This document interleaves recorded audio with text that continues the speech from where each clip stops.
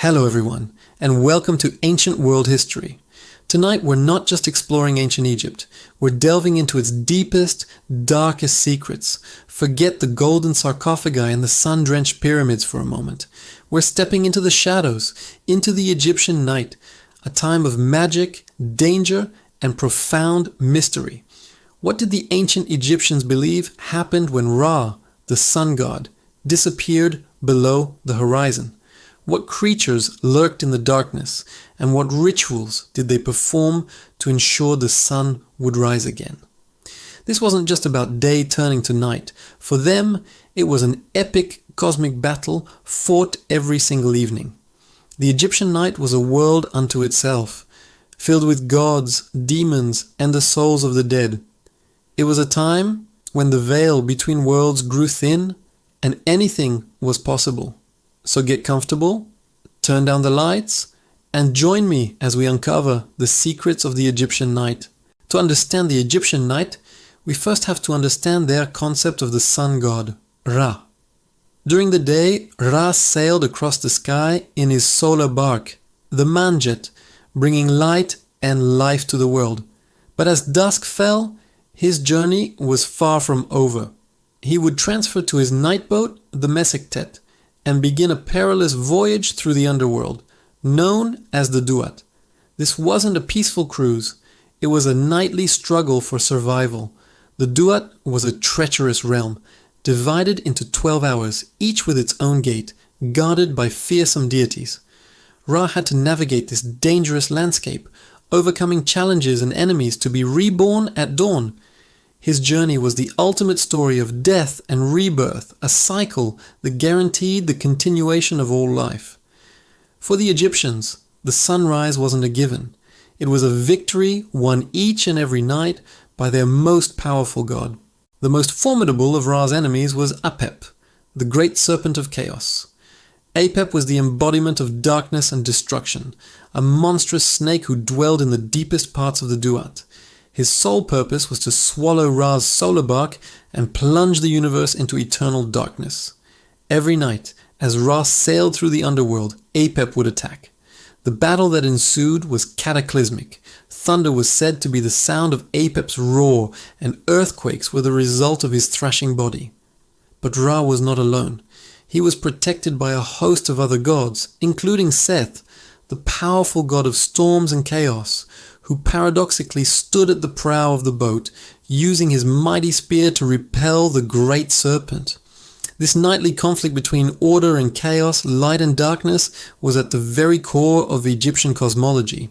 The prayers and rituals of the priests on earth were believed to aid Ra in his fight, making every person a participant in this cosmic war. So, what exactly was the Duat?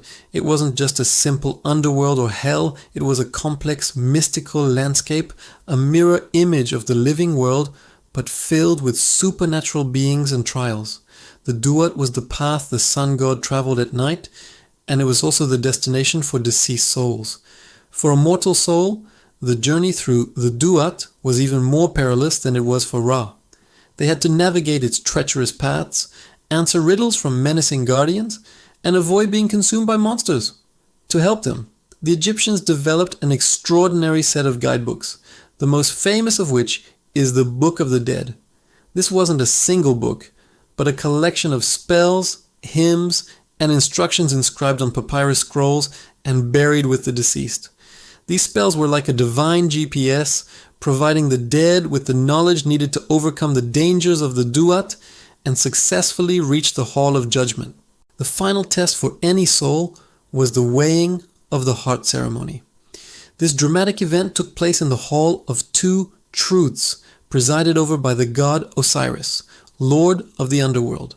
The heart of the deceased, believed to contain the record of all their deeds, was placed on one side of a great scale.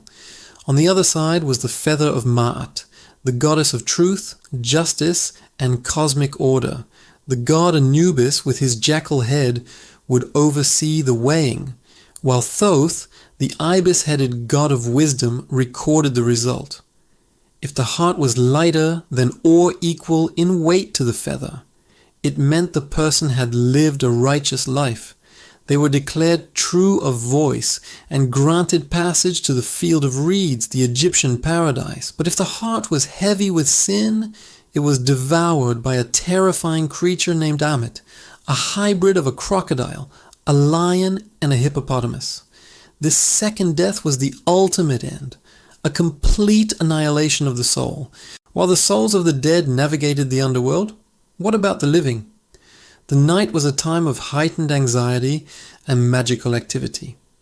Egyptians believed that the darkness was filled with malevolent spirits and demons that could bring sickness and misfortune. To protect themselves, their families, and their homes, they relied heavily on magic and amulets. Spells were recited to ward off nightmares and unseen threats.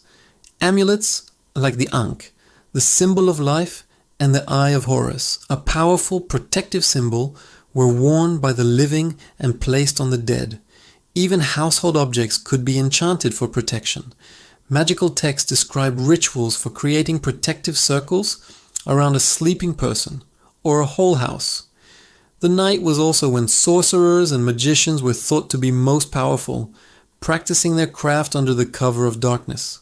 For the average Egyptian, the night was a time to be cautious, to stay close to home, and to trust in the power of their gods and their magic to see them safely through to the morning. Even the stars and constellations held special significance during the Egyptian night. Astronomy and astrology were deeply intertwined with their religion. The Egyptians were meticulous observers of the night sky, creating detailed star charts called decan charts. These charts divided the night sky into 36 groups of stars or constellations that rose consecutively on the horizon. Each decan marked a new hour of the night and had specific mythological associations. This celestial clock was used to tell time at night and to determine the correct moments for performing religious rituals. Priests, known as hour watchers, would track the movement of these stars throughout the night to ensure that temple rites were performed at the precise, divinely ordained time. The stars weren't just distant points of light, they were manifestations of the gods and guides for human activity, a heavenly blueprint that mirrored the order of the cosmos. Beyond the gods and the dead, the night was also associated with dreams. For the Egyptians, dreams were not random firings of the brain. They were messages from the gods or visions of the future. They were a bridge between the physical and divine worlds. Dream interpretation became a specialized skill, with priests and seers compiling dream books that listed common dream symbols and their meanings. Dreaming of a clear sky might be a good omen, while dreaming of a broken sandal could foretell a loss. If a person had a troubling dream, they could perform a ritual to negate its effects or seek an interpreter to understand its warning. Temples, like the one dedicated to the god Serapis, even had special chambers where people could sleep in the hope of receiving a divine dream, a practice known as incubation. Dreams were a direct line to the supernatural. Another way the mysteries of the night revealed themselves to the living. So, the Egyptian night was far from a quiet or empty time. It was a dynamic parallel reality, a stage for the greatest cosmic drama. It was the journey of Ra, the battle against Apep, the trial of souls, and a time of magic and prophecy for the living. This dualistic worldview, the constant struggle between light and dark, order and chaos, defined their entire culture. It explains their elaborate funerary practices, their complex mythology, and their deep-seated need for ritual and magic.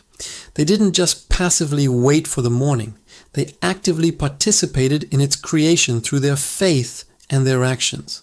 Every sunrise was a collective triumph, a reaffirmation that the forces of life and order had once again conquered the darkness. This profound understanding of the night gives us a much richer picture of the ancient Egyptian mind, a mind that saw the universe not as a static place but as a living, breathing entity in a constant state of renewal. Thank you so much for joining me on this journey into the Egyptian night. It's a topic that shows us just how deep and fascinating ancient beliefs can be. If you enjoyed this exploration into the shadows of the past, Please hit that like button and subscribe to Ancient World History for more deep dives into the mysteries of our ancestors.